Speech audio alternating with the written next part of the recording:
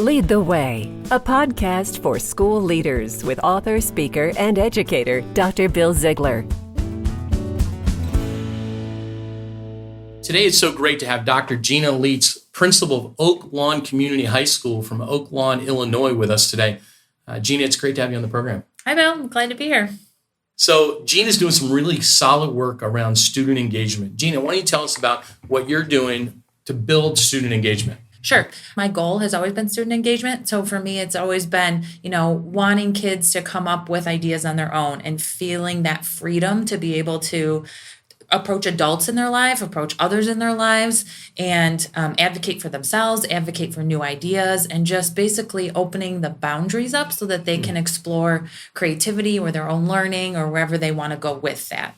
And so it's about making those one-to-one connections with kids for sure, but then always at least listening to them. So I always feature in our faculty meetings, I always have a feature where we talk about like emails that Dr. Lietz has been sent this week. And so it's always great to see like kids saying like, hey, what about this? Or, hey, I've noticed this. And a lot of times it's just like it's come to their attention that something's wrong in the school, whatever it may be, there weren't enough French fries maybe in the French fry that they got. But all the way up to last night even, I just got an email from a student who said like we could be greener and we can do maybe some better environmental practices. So she wants to sit down with us and, go through that kind of stuff.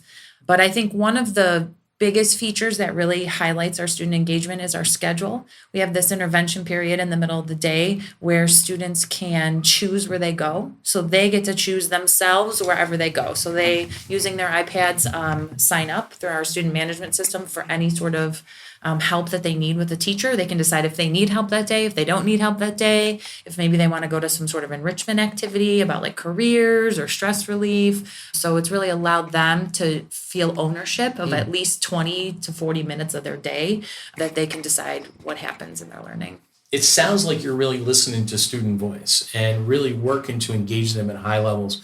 Give us one example that you're like really proud of what you listened to and a change that you made.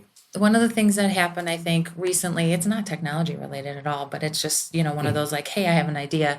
So students, our seniors finish about a week early before the rest of our students. And so they wanted to have an unofficial senior tailgate before school. Oh, wow.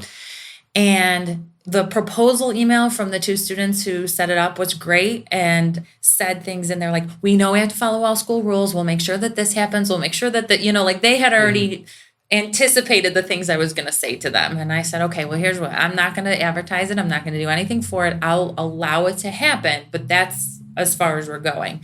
And so now we're on the third year of this like tradition that they've kind of started themselves, and it just kind of gets bigger and bigger.